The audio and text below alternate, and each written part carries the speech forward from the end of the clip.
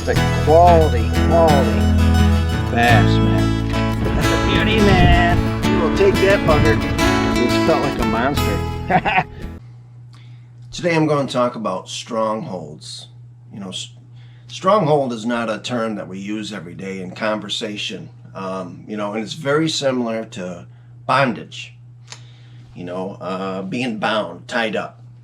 When I think of bondage, I think of like a hay bale, that's bound together by bale and twine. So I picture a person who's wrapped right up in bale and twine, and they can't move.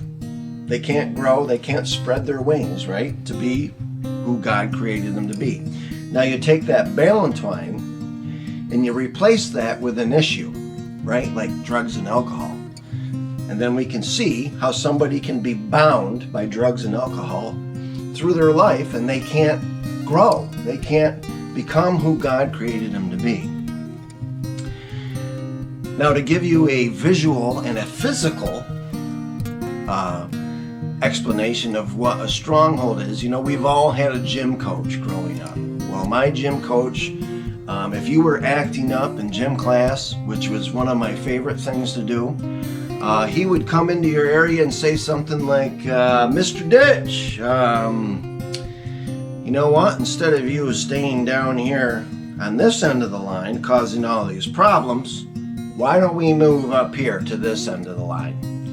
And then he would come over and he would put his hand on the back of your neck like that. And he was a big guy and he had a big old hand on him, and he was not choking me.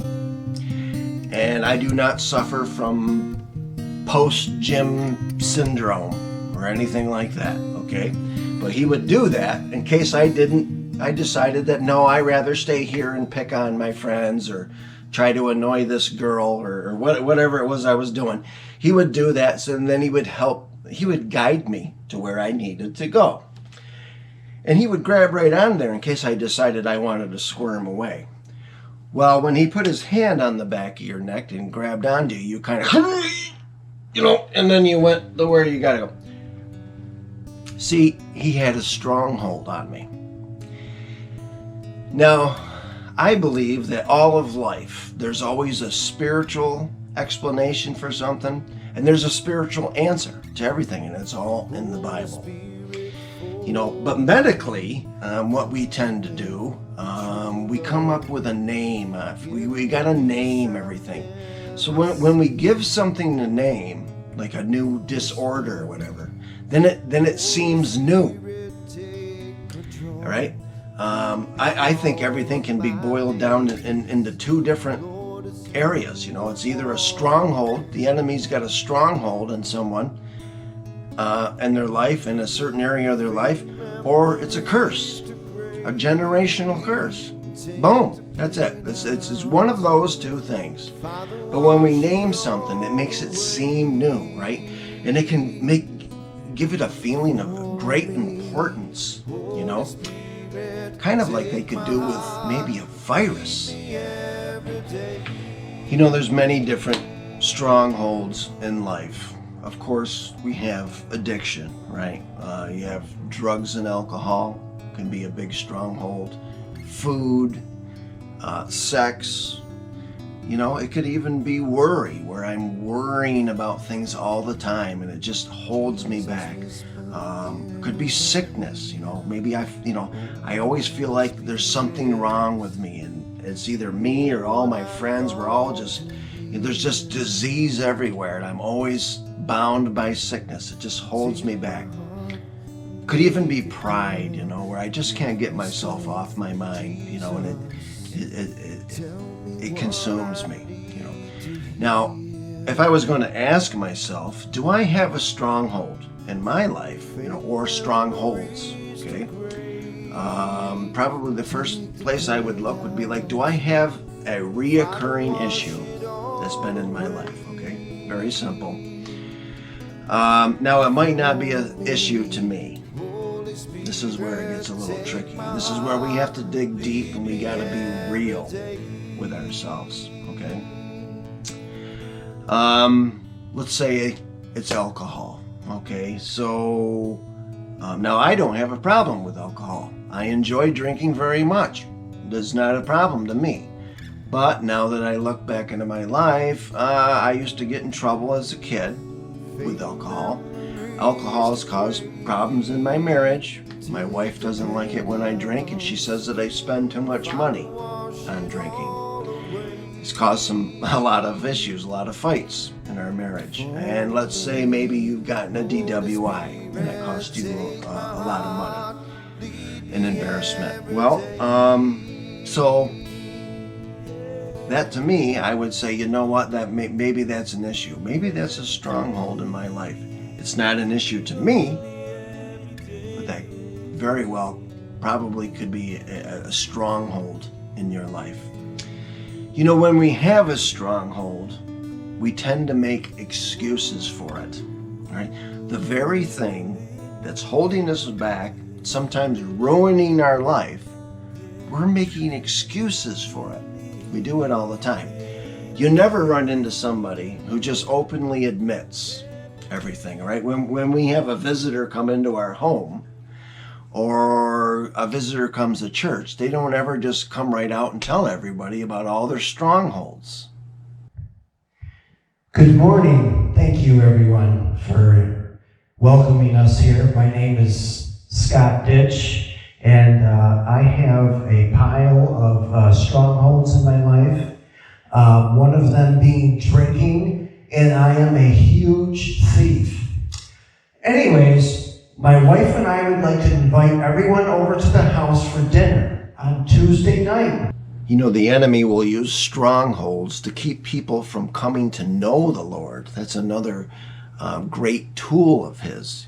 You know, we'll go to great extent to be healthy and make sure that we eat very strictly. I mean, people will do some of the craziest things to make sure that they never have any fat and they eat nothing that's ever processed. Hello, welcome to Slappy's. Can I take your order, please? Yes, I would enjoy a herbal tea with Halsenpfeffer milk, please, and carrot chips. And how's your plain rice cakes? It's horrible. It tastes like air. Yes. I'll have half of one of those, please. What is Hasenpfeffer milk? Yes, the milk inside has special oils from dandelions. You're putting rabbit's milk in your tea? You know, isn't it funny how we'll be so particular about certain foods that we'll eat, and we'll go to great lengths, great extents to eat certain foods, and we're very concerned about our health. But when it comes to our soul or our spirit and where we'll be spending eternity, well, here comes the excuses. So have you had any time to check out any of my videos? Well, no, I haven't. I've just been so busy, and at the end of the day, I'm just exhausted. I can't find the time to do it, you know, but my buddy Josh he's a big watcher, and we've been watching The Walking Dead together, and last week Carolyn was going. You know, stronghold is a great tool for the enemy, and probably the area that he uses it the most is when it comes to ministry, serving God in whatever way it is, you know, whether it's through evangelism or whatever God is, you know, God's divine purpose that he has put on your heart, or the call that's on your life. He'll use strongholds to hold that back all the time. There's probably nothing more prevalent than that. There's always something holding people back from doing what God's called them to do. You know, let's say we got two people that want to start a music ministry of some sort. One person is a single parent of two young kids, 4 and 5 years old. And then we have another person who's married, and they have 2 kids, and their kids are about 10 or 12 years old. Well, these two people want to get together, you know, once, maybe even twice a week, is what they initially talk about, getting together twice a week to develop this music ministry. that they're all, both 100% in on. Well, so you wondered, which one of these families is going to be making all of the excuses? Well, you would tend to think it would be the single parent of the two young kids. I mean, if anybody is justified to have a bunch of excuses, it would probably be them, right?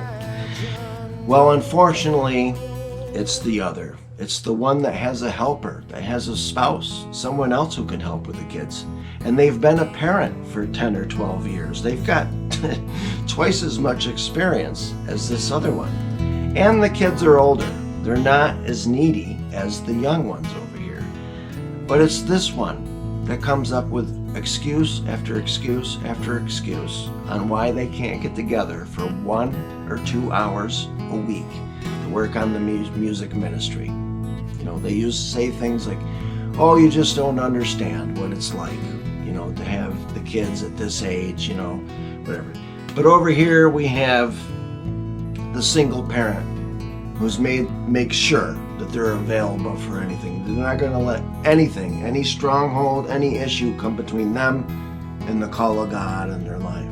Does that seem sensible and balanced to you, to be so overly concerned about gaining 3 ounces of fat onto my body, or what kind of clothes I'm wearing, or whatever it is, but to pay no mind at all to my spiritual health, where I'll be spending eternity? To me, it just sounds like insanity. Hunting season's right around the corner. We're coming into August, and late bow starts at the end of September. Normally I start shooting about September 1st, and I'll shoot every day. But I just got some arrows back from Dave's Archery over in Mansville, and I actually got my arrows cut for the first time to my proper draw length, which is 29 inches. And he did a nice wrap for me, and he's ordering some cool luminox for me. The weather's not that great today. Well, actually, it's a beautiful day. The winds are just ripping. So I'm just not going to be able to get out on the boat today. So I'm going to practice some shooting. When I start practicing, I'll hit it off. I'll do 20-yard shots, 30-yard shots, and 40. 40 is about the max that I'm probably going to shoot, and I'm going to be very tentative about taking that shot. Most of my deer that I shoot are 20, 25 yards. But I want to be ready up to 40. I do shoot a little bit at 50 because I'm going to be honest with you. If I got the deer of a lifetime standing in front of me at 50 yards, I'm probably going to take the shot. When I first got into bow hunting, I ordered a bow online for $175, and I would go buy arrows, throw a broadhead on it, and go kill deer. When I got into fishing, I went up to Walmart and bought poles for $12 to $20, and I had $12 poles that lasted me 3 years, and I just caught a pile of fish on them. You don't always don't let not having the best equipment in the world ever hold you back from getting involved and getting out there into the woods or out on the boat. I think about a musician. Some musicians are very technical and they know everything about the guitar, every piece of wood in it, but they just aren't that great a player. And then there's great players that can do things I can only dream of, but they just can't seem to make music, make a song sound good. But isn't that the bottom line?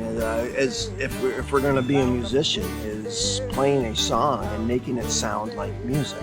Well, it's the same thing with this stuff. You don't have to have the best equipment to be a great bow hunter. You don't have to have the most expensive fishing pole or a $90,000 boat to be able to catch fish.